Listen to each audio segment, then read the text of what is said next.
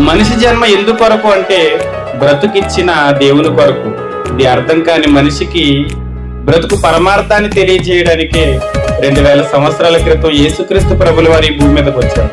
వచ్చి అసలు మనిషి ఈ భూమి మీదకి ఎందుకు వస్తున్నాడు, ఎలా బ్రతకాలి, మరణం తర్వాత ఎక్కడికి వెళ్ళిపోతున్నాడు, మనిషి పట్ల దేవుడు ఎన్ని కలలుగా అన్నాడు, దేవునికి మనకి మధ్య సంబంధం ఏంటి, ఇలాంటి మహాజ్ఞాన సంగతులన్నీ మానవ ప్రపంచానికి తెలియజేశాడు. అవన్నీ బైబిల్ గ్రంథంలో వ్రాయబడి ఉన్నాయి. కాబట్టి యేసుక్రీస్తు నమ్ముకోవడం ఏమంటే మతం కాదండి, మత ప్రబోధకుడు కాదండి, మన జీవిత పరమార్థాన్ని తెలియజేసిన మహాజ్ఞానవంతుడు యేసుక్రీస్తు వారు. మానవులందరి కొరకు ప్రాణం పెట్టి మనము కూడా దేవుని కొరకు బ్రతకాలని ఒక మంచి విషయాన్ని నేర్పించాడండి. కాబట్టి క్రైస్తవ్యాన్ని మతంగా చూడకండి, బైబిల్ని మత గ్రంథంగా ఆలోచించకండి. మన బ్రతుకు పరమార్థాన్ని తెలియజేసే అద్భుతమైన గ్రంథమే బైబిల్ గ్రంథం.